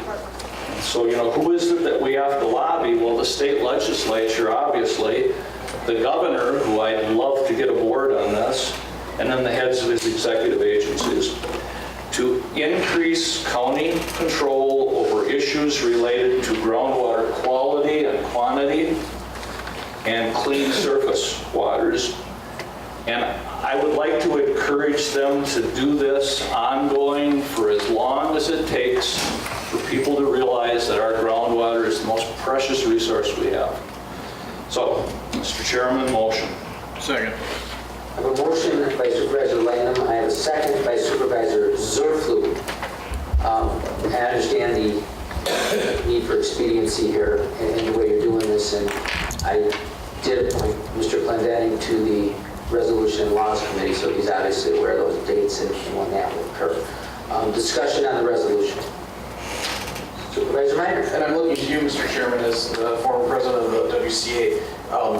And I sit on one of those steering committees as well, and I have no problem with this motion, to be honest with you, and we'll vote for it. But if I'm understanding what Supervisor Layton is trying to do is to get it to the convention, does it have to be in form of a resolution to get there? I'm only asking about the process within the WCA, not addressing the nuts and bolts of this particular resolution. Do you want to go, Bill? You want me to answer? I think I know the answer to this. You can correct me if I'm not right, but I talked to a number of people, the names that I mentioned before, Andy Phillips. If this goes as a motion today, then it will just be added to resolutions from throughout the state that the WCA knows are coming to protect our groundwater. So it would just be a tag along. The soonest I could have got it to the supervisors here would be, what, July 19th, to the next meeting of our county board? Yeah. Thank you, Mr. Chairman. It is one of three ways that's proper to handle this. Supervisor Ashcraft. Thank you, Mr. Chairman. I've been through this probably 10 or 12 years with land conservation and seed program. And we did that on the committee level when we met here just the other day, and then all was drafted through the committee level. That come up through the committees of the, it didn't come right through the county boards itself. Supervisor Rosen? Yeah, I just have a question. Thank you, Mr. Chairman. I certainly, it's like Mr. Supervisor Lightman said, you certainly want as much oversight over water as you can, but I just have one concern. This is a state issue, not just a county issue. And while I think that county control is possible, it has to be done in light of the big picture, which is clean water throughout the state. So even if this passes, which I'm sure it will, we still don't want to forget our efforts in getting some state oversight, because water that we use in Wood County flows into other counties, and so there has to be some regulation over the state and not just individual counties. So that's my whole comment, is that I hope that we don't abandon the fact that we need some state legislation going on here and just not leave it to counties. Supervisor Rosen, you're right on point, but this is state legislation. This would not be related. It's Wood County who's encouraging to use those resources, but this would involve state legislation. Supervisor Mahan. Thank you, Mr. Chairman. I was just wondering, before we vote on this, and I will, of course, support this, but are there active resolutions that will go before the WCA at the convention? And if so, I would be interested in seeing how they're worded and how this would collaborate with that. They're coming out of the steering committees, and Doug, as like the head of that organization, I haven't seen the resolution packet yet, because they're working their way through those steering committees to get there. My assumption is there will be, and again, I'm not speaking to the resolution, but that article in that Counties Association magazine was a direct result of the county's input, my input, and getting it out there. But this isn't something, this is the part that for me is frustrating. To assume that nothing's being done on this issue is wrong. It's been being done in places where the message may get heard and there may be results. Yeah, I kind of liken it to when I tell my son to go out and cut the grass and he cuts a tree down. He did a lot of work, but he didn't accomplish the task at hand. And so, through those proper channels, this being one of them, we probably have the ability to make some headway. My concern in the past is we've been doing things that don't create a lot of headway. Supervisor Minor, you had your steering committee possibly? Well, it won't come before the one that I serve on, but all the steering committees are meeting in July for those resolutions. So I think mine meets in the 20th, actually. It's the day after county board next month. So those resolutions will all be looked at by the steering committees come July. Supervisor Wagner? Thank you, Mr. Chairman. One of the things that I know that we're not going to be able to get a resolution of the form that the gentleman from the Wisconsin Counties Association suggested to us. They suggested that we have to be very specific about what local controls we want to take back. I'm assuming, and they did talk about Kewaunee County putting in a resolution, or they know one's coming from Kewaunee County, and I think they mentioned one from Brown County also. I think what we're going to have to do is submit this, or a copy of this, of the minutes, to them to show that we are supporting some semblance of local control. But the other thing we're going to have to be very watchful of is what those other resolutions are. And if there are things that are not in them that we want in them, we need to talk to WCA and work with the people of the various counties and the steering committees to try and get those things we want in those resolutions, by amendment process or whatever. The other thing we could do is we could prepare a home resolution, although I don't know if WCA would actually entertain it after the 27th of this month. I'm not sure that they would. But I know that we're going to have to be watchful, and we're going to have to be active participants in what those specific local controls we want back are. And we're going to have to watch it through the steering committee process. I do think this is the way to go. We've been saying this ever since the spray irrigation of waste committee. I keep forgetting the full names. But we were looking at this back, I think a year ago, being about one of the few avenues left open to us to influence the things that have been specifically prohibited to counties by state statute. So I will be supporting this resolution. Supervisor Clendenin. Thank you, Mr. Chairman. If you attended any of the district meetings, this is exactly what Andy Phillips stood up and said at the end of each meeting. These are the two issues we have before us at a statewide level. Get your stuff in on this. If you want local control, if you want county control, this is how you go about it. We didn't get a resolution fast enough. I did not know that the deadline was June 27th, which is just a couple days away. Right. And so we couldn't get a resolution before the county. So I'm supporting this also. Thank you. And that is exactly what Attorney Phillips said. I was at 6 or 7 of those meetings. I have that presentation memorized. Is there any other discussion? I'm going to do this by voice vote without objection if we get to that point here. Is there any other discussion? Any other discussion? All right, all in favor signify by aye. Aye. You only get one vote. I don't care how loud it is. That's right. All right, let the record show that they carried unanimously. Not loud. One exception allowed to the record. Okay. That gets me to the, thank you, Supervisor Light and Alan Cass. Joint Legislative Committee meeting on 113 from March 14th. The Water Protection Subcommittee meeting from May 16th on 115 and 16. The Judicial and Legislative Committee report from Child Support on 117. Corp Counsel Kastenholz report from June on 118.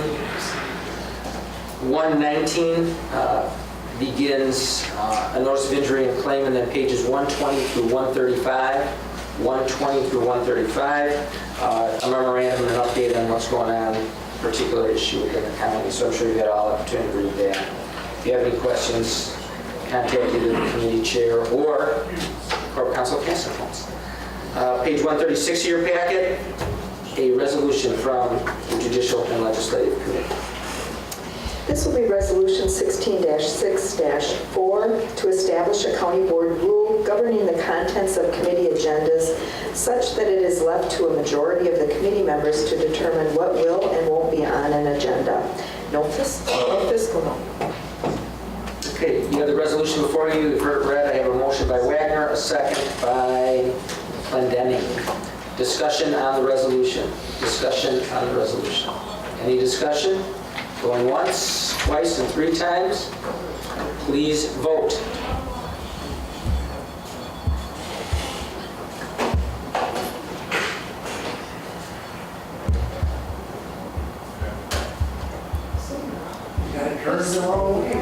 That resolution passed unanimously. Page 137 in your packet begins the minutes of the HERC Committee dated Thursday, June 2nd. We go 137 through 141. 137 to 141. We start with various Supervisor Meyer. I didn't want to reserve it. On page 140, I see that Supervisor Lynch had brought up the inquiries concerning County Trunk A and turning that back over to the state.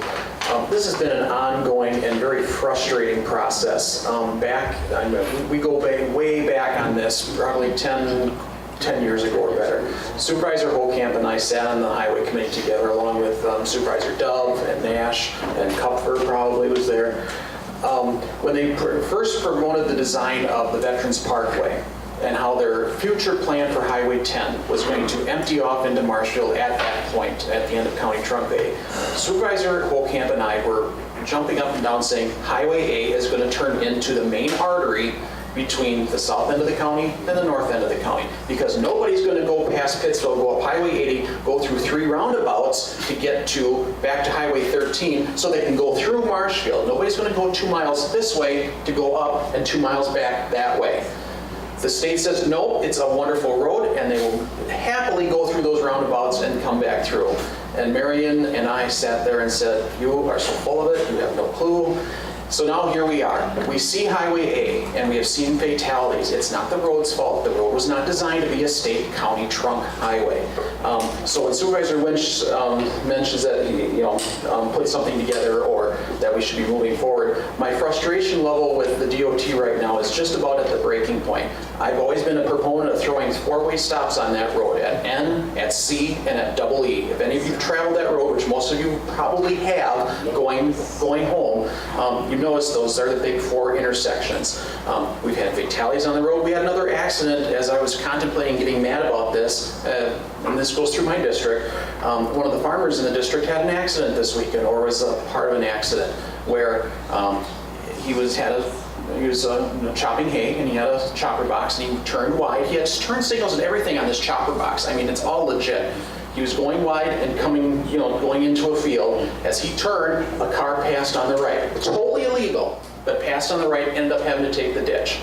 Good God. I mean, yes, there are stupid drivers on it, and just by the sheer numbers, logic dictates and the law of averages dictates you're going to have some stupid drivers on A. And we seem to have them who have no patience to get around farm equipment, will pass in a no passing zone, will pass on the right.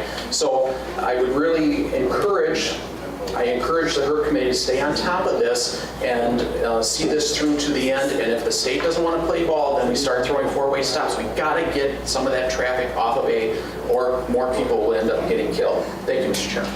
Thanks. Supervisor Clendetti and then Lynch.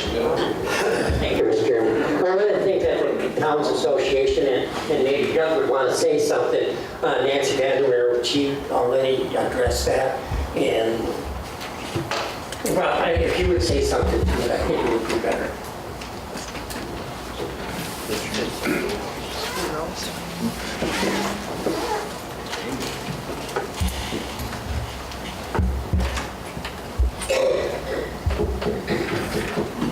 Okay, yes, I did have a meeting with the DOT on County Trunk A.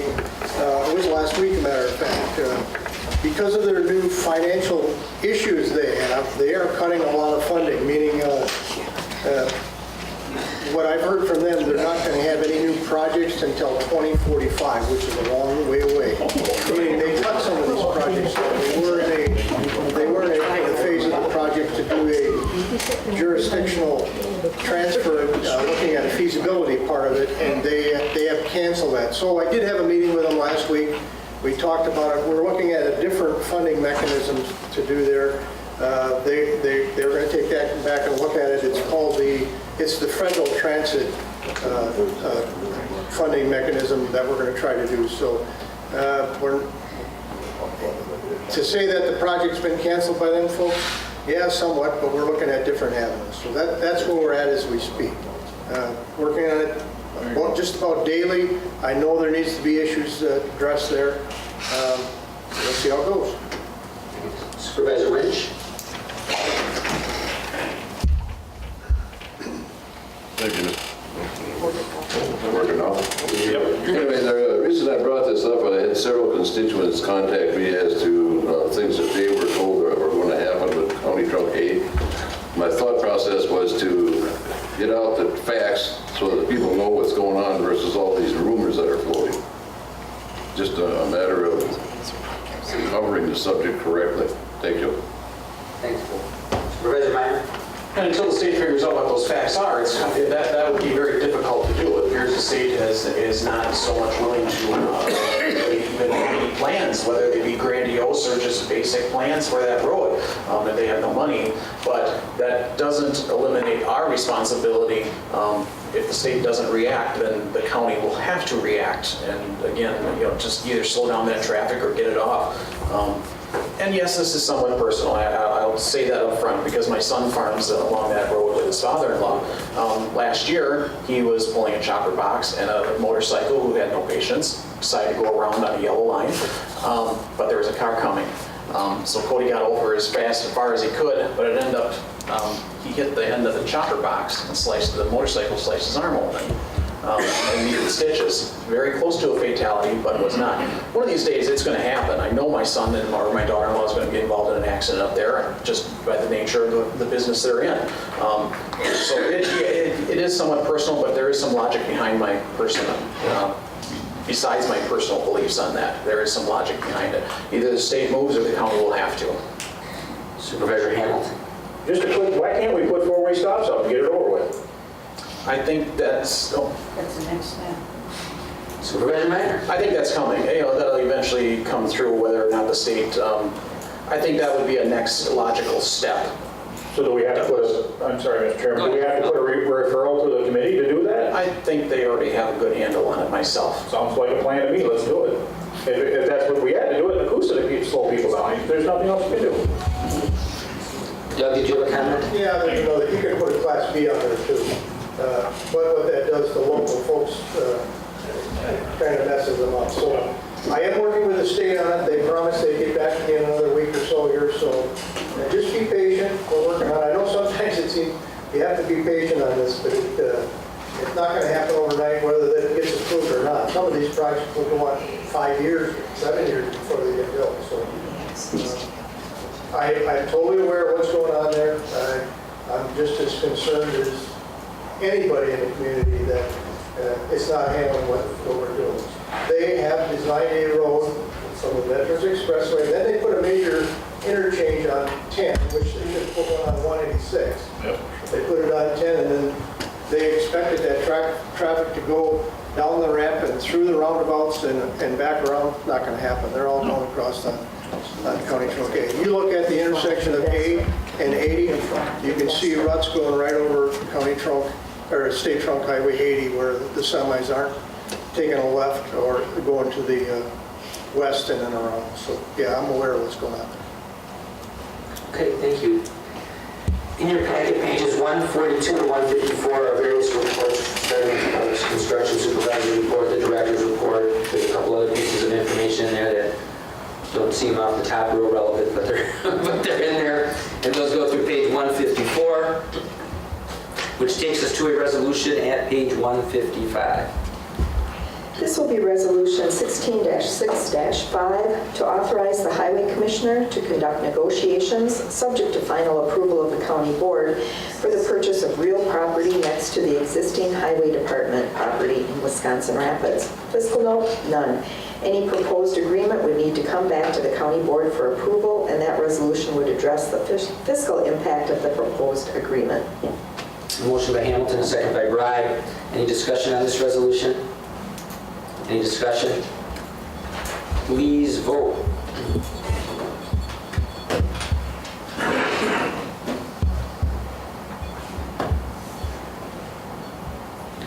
That passed unanimously.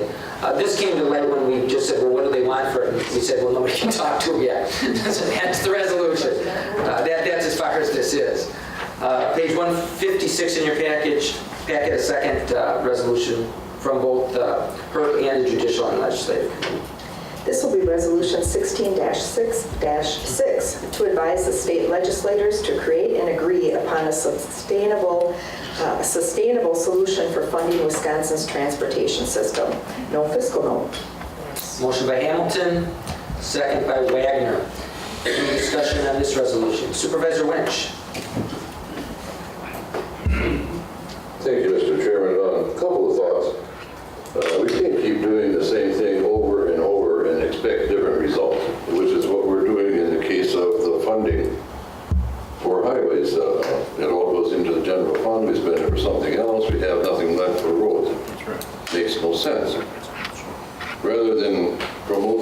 like this, I think we'd be much better off to convince the legislature that whatever monies they're collecting, for example, gas tax, should stay in the segregated fund spent for roads only. Until we do that, it's not so much a funding issue, it's a spending issue.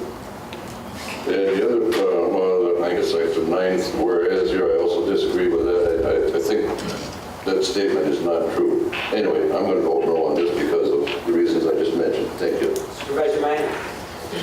Mr. Lynch never ceases to amaze me how you can be so right about 3 pages before it's so wrong on the following pages. I disagree with Mr. Lynch.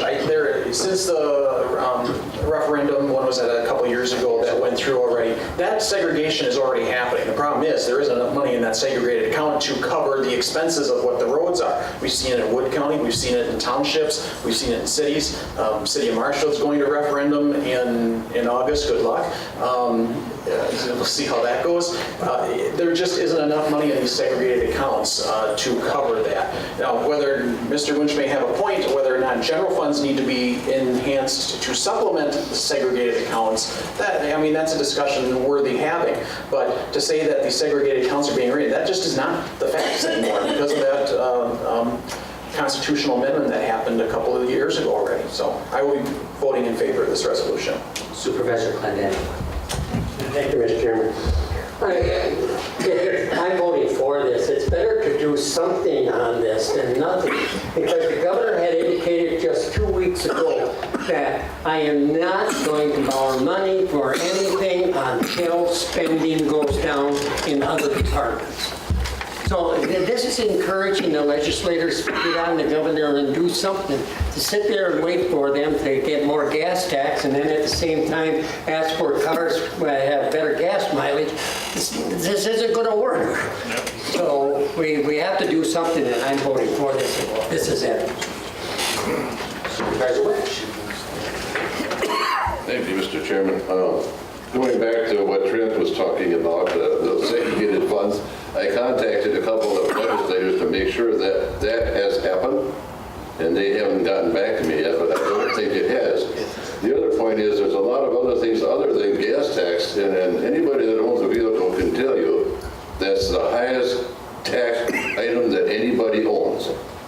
Driver's license, sales tax, vehicle license, transfer fees, goes on and on and on, and that money is not being segregated for roads only. If it were, we could cover the state of Wisconsin with 6 inches of concrete. That's not my goal. No, thank you. All right, any additional discussion? Any additional discussion? What's the runoff on that? Lost control. All right, please vote.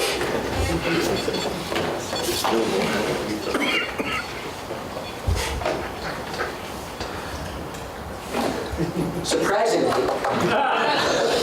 that resolution passed 18-1. All right, we're on page 158, minutes of the Aging Disability Resource Center of April 14th. That's 158 and 9, as well as 160.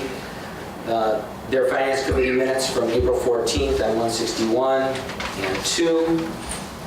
The Macmillan Memorial Library Board of Trustees of May 18th on 163 and 4.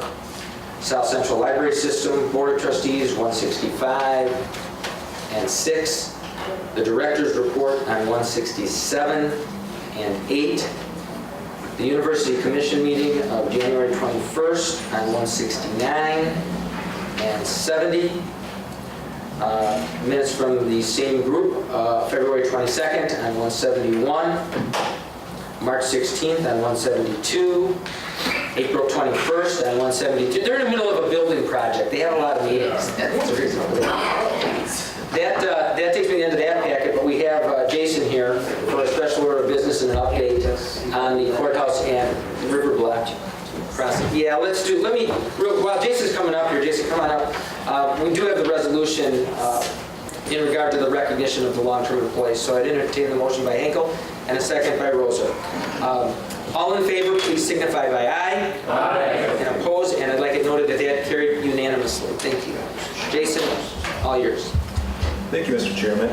And thanks for this opportunity to provide an update to the board on the progress at River Block and the courthouse here. I just want to start off by saying it's been a very fast-moving project. Since we acquired the property end of December last year, a day hasn't gone by where we haven't done something major in regards to the project here at River Block and the courthouse. I want to thank all the supervisors and the staff that have been involved every step of the way, especially the ad hoc committee now and the executive committee that are providing oversight on this project. Just want to start off looking at River Block. River Block right now, we have some major things going on there. Construction manager was selected last May, and they were selected, it was Myron. They were selected because they're the best fit for the project. They can do the project in the timeline we're looking for. Their pricing was fair in comparison to the other contractors we were looking at, and we feel that they can probably get some of the biggest cost savings compared to the other construction managers we were looking at. Their construction timeline is about 3 months. And that's in addition to the pre-construction time that they're putting into the project. So we're hoping to be in a River Block or have construction done by the end of the year. Other thing we've been working on with Myron is a contract right now, and that should be wrapped up relatively shortly. As far as leadership of the project, last executive committee meeting, the executive committee gave the ad hoc committee that was working on River Block parking and the annex building, transferring it over to the city, more responsibility in the River Block project. And they'll be meeting probably every other week until the building's occupied. And it's kind of a relief to me to have a group to work with like that to take care of a lot of the big decisions that need to be made along the way. In addition to that, they'll be providing updates to the executive committee as well as recommendations to the executive committee and the full board as time goes on. Some other things at River Block too, the sanitary work has been completed. We had some cast iron pipes in the floor that were in bad shape. Those are fixed right now.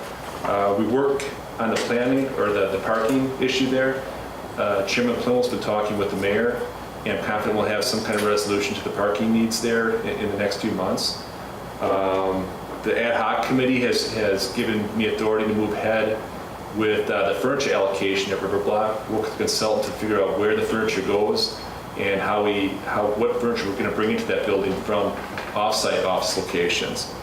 We had inspection done for asbestos and other hazardous materials at the building, and the reason we're doing that is we have a lot of contractors in that building. We want to make sure it's a safe work environment.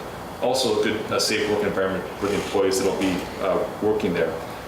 We're looking at the floor plans, finally floor plans for a few of the smaller departments that are going to be locating there. That we plan on water conservation, parks and forestry, and also human resources. On a weekly basis, we're over there now doing small projects with the emergency government crew. In the next few weeks, we'll probably be working on pulling out all old network cabling in the building there. That'll save us some cost rather than contracting that out. To the courthouse, we have a big project in the courthouse here, and that's being led by our new maintenance director, Ruben Van Tassel. And since he's been on the job, he's been pulled in a dozen different directions every day. I give him credit for the progress he's made here in the courthouse. Right now, we have the auditorium that's being converted over to the clerk's office. If you came in the front door today, you probably saw them carrying drywall in there and starting the construction process. So a lot of demolition work has been done. And we're trying to shoot for a timeline that's going to work well with elections. We don't want to have the clerk's office move in the middle of election. And so we'll probably have more details on that timeline as we move forward. Yeah, we want to keep Cindy happy here. In addition to that, the executive committee has approved combining conference rooms 113 and 114 into one bigger meeting room. Now that we have a bigger executive committee, there definitely is a need for a bigger meeting room in the courthouse here. Also keep in mind we don't have the auditorium space that will be available in the courthouse here. So we're seeing some great progress there. The consolidation of 113 and 114, that's a pretty small project, and that should be done in a few weeks depending on when we can get contractors in here. But we're also looking to include some modern conveniences in there, like having a projector screen and maybe a ceiling mount projector and that type of thing, which will make it easier to set up for meetings and those type of things. Continue to work on yes? Sorry to interrupt you, but you mentioned the auditorium. I spoke a month or two ago in favor of an auditorium at the River Block building. Just been thinking about that some more.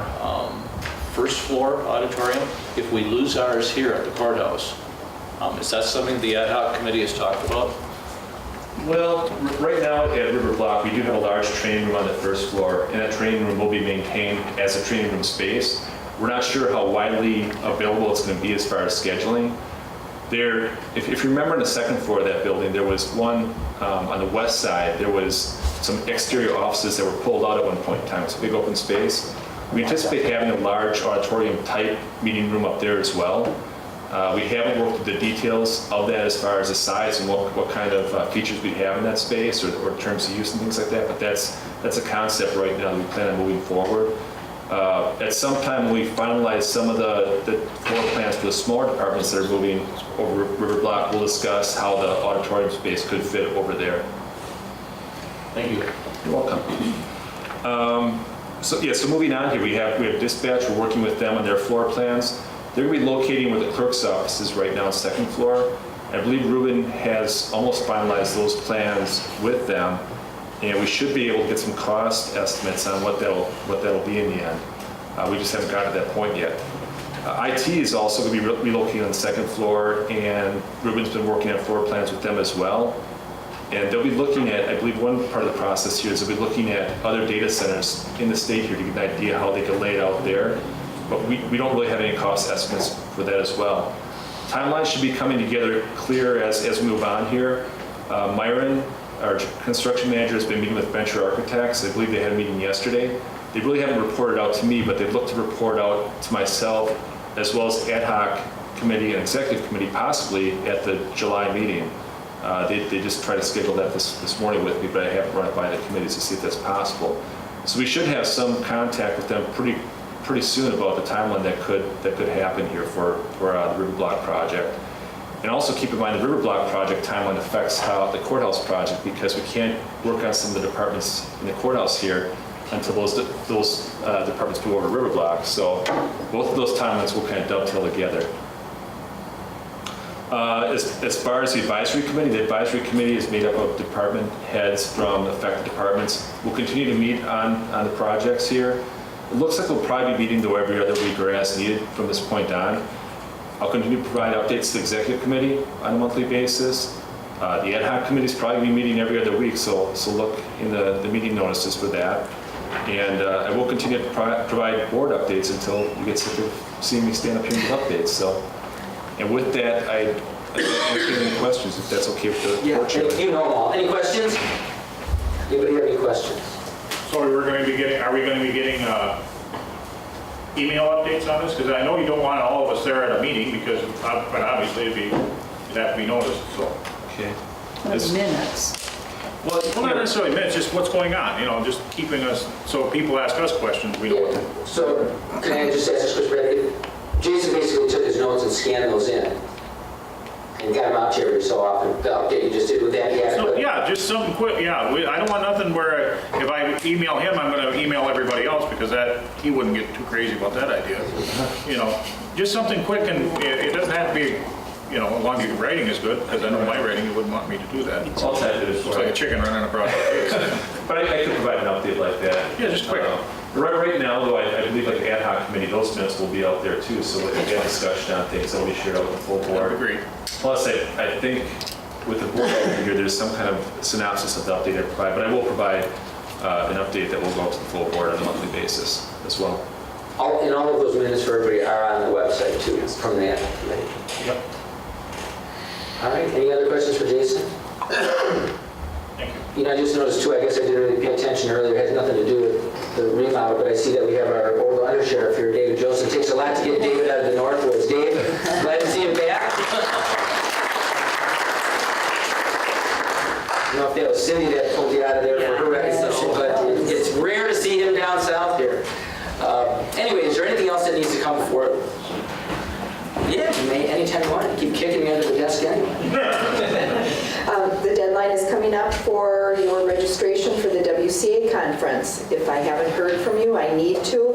Thus far, I have going Clendening, Hinkle, LaFontaine, Hamilton, You think you're going? And that's all I have thus far. So if I didn't read your name, I don't know about it, and I need to. Thank you. Okay, Supervisor Ashbeck, I guess I got a couple people who want to say something. Bob?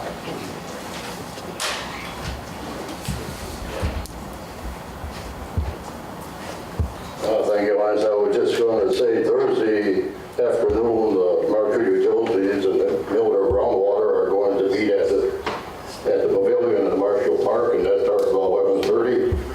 They're going to have about 50 Girl Scouts up there. They're going to give water pollution and stuff to. And the Miller team will be there about 3 o'clock, and they're going to build an edible aquifer. You take a plastic glass and you start with chocolate chips and some soda pop and put a little whipped vanilla ice cream and a little cake color on top, and then you put a straw in there, you start sucking to the bottom. You just see the pollution taking place, all the blue goes into the bottom of the jars. And they said there's going to be plenty of ice cream, so if somebody wants to go out. As being the county board of supervisors, as a little Yes. Does anybody else have anything? No? All right, I'll entertain a motion to adjourn by Hamilton, second by